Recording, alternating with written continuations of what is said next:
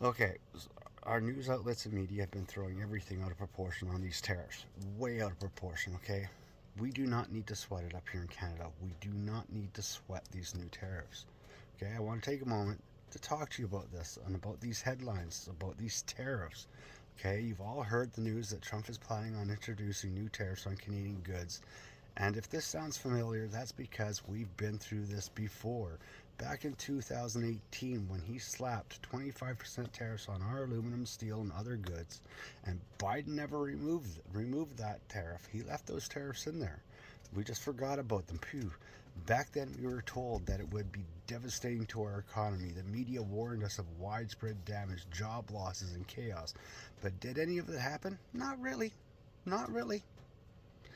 So but the funny thing is, we came out of it stronger. And today I want to remind you of why we do not need to sweat these new tariffs. In 2018, when Trump imposed 25% tariffs on Canadian aluminum and steel, the narrative was doom and gloom. But what actually happened, Canadian goods were still cheaper than US made products. Even with the tariffs added, US buyers kept buying from us because they had no better option. Our industries adapted, stayed competitive, and proved their resilience.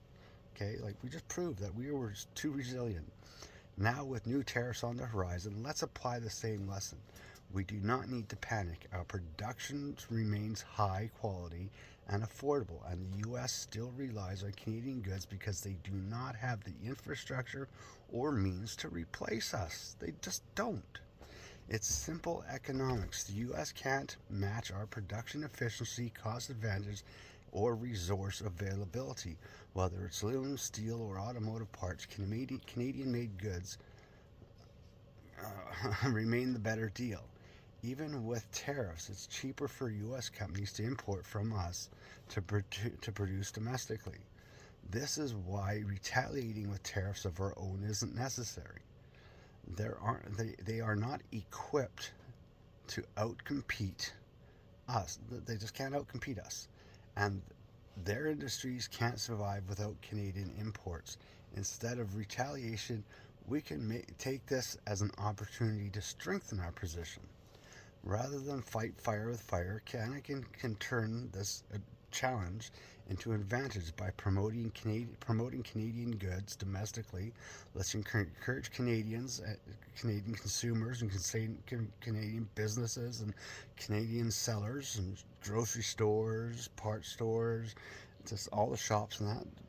To, to start selling more Canadian goods, promoting it, show them the value of supporting our local industries. Like literally, you take this to our advantage and make some rules and some regulations that will benefit us.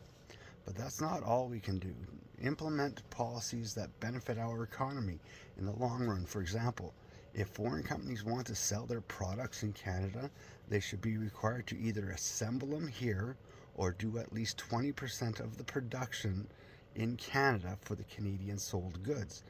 Companies providing goods or services to Canada must create jobs in Canada for Canadians. This way, we ensure our domestic industries grow while maintaining access to global markets. The automotive industry is a perfect example. Take the automotive sector. In 2018, despite the tariffs, U.S. automakers continued to import Canadian parts because they could not afford to stop producing those parts. They could not afford to stop producing. Those parts in the U.S. were too expensive, and shifting production wasn't feasible. Like it just costs them too much to shut down their plant, build a whole new plant, build a whole new facility, and start manufacturing when the economy could just change or flip or go right upside down. So they could lose billions of dollars. Why take that risk? So they'll keep manufacturing here. They'll keep their plants going here where they're stable, they're reliable, and they already have the facilities. Why change it? Okay?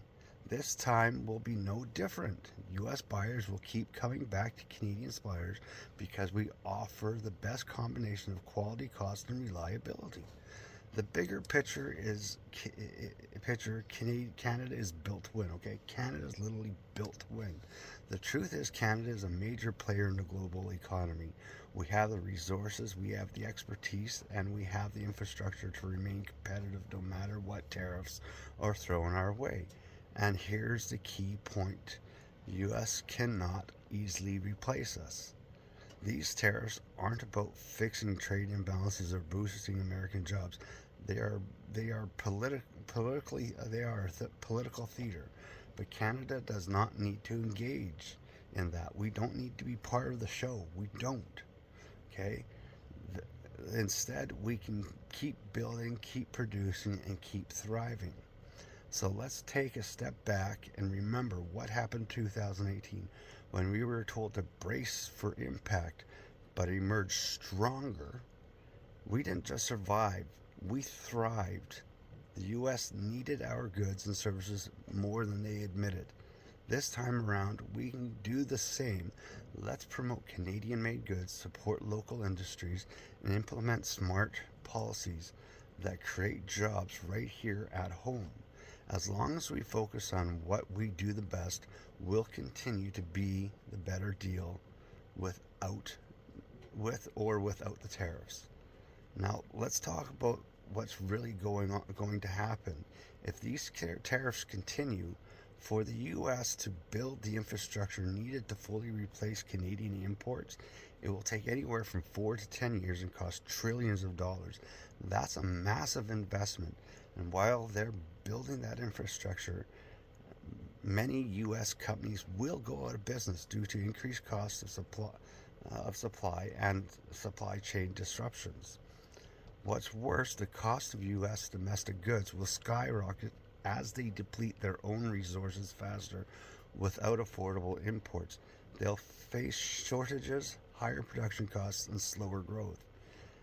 And here's the kicker: many U.S. manufacturers will eventually end up moving their operations out of the U.S. to like Asian countries and other more affordable companies where costs are lower, even with tariffs in place, like even with 300% tariffs. Why? Because the U.S. simply cannot compete with the production efficiency and scale of countries like China, South Korea, and Vietnam. In the end, these tariffs will hurt U.S. consumers and businesses far more than they'll hurt us or anyone else. Meanwhile, Canada will continue to strengthen its industries, promote domestic production, and take advantage of the shifting global trade landscape. Like, it's literally that simple. We don't need to sweat it. This is going to damage the United States more than us because they do not have the infrastructure. They do not have the raw resources. Like, they're running short right now as is because they don't have the production to compensate for all these products that they want gone out of the country. They just can't do it. They cannot make it without us. Like, mostly Canada and Mexico, we're big players in this. Like, Trump is literally going to screw the U.S. over so bad because it's going to take years and cost trillions. It's going to put a lot of businesses out, and like none of that, it's going to destabilize the U.S. economy and the U.S. market to the point where many manufacturers are just going to say, you know what, even with a 300% tariff, we can still manufacture cheaper anywhere else. And eventually what's going to happen is the world's going to turn on the United States, and no one's going to want to start trading with the United States. No one's going to want to do business with them. Your economy is going to crash. It's going to tank. The U.S. economy is just going to tank as the world starts building new trade partners, new trade alliances with other countries, strengthening each other and building each other, leaving the United States behind. Like, Trump is going to cause the collapse of the United States, and every other country is going to survive. The only way that Trump and the U.S. will survive is if they start invading countries and start another world war. And even at that would mean the end of the world. So, like, that's the thing. Us as Canadians, and the best thing that our government can do is don't retaliate. Do not retaliate. Do not take any retaliatory measures. Make rules that promote manufacturing Canada, promote laws and rules that promote Canadian goods being sold in our stores first. promote companies manufacturing or assembling in our country for Canadian sold goods, which creates jobs, and they won't have a problem doing that because they want to sell to us. It will help us grow, it will help our economy grow, but we don't need to retaliate. We do not need to retaliate at all. Let Trump place all the tariffs that he wants. He can place tariff after tariff after tariff, and U.S. suppliers and manufacturers will still buy from us because they do not have the ability to keep up with their demand. They don't. Like, they're going to be stretched out so thin that businesses will go out of business. Companies will shut down. Companies will leave. So all we have to do is just sit back, make our goods, sell our goods, make our pipelines, make our shipyards, get our products going out to other parts of the world, while the U.S. keeps biting the bullet, buying our goods because they cannot keep up the supply and demand of their nation. And let the world see how much of a fool Donald Trump really is. It's that simple. So there you go, little food for thought.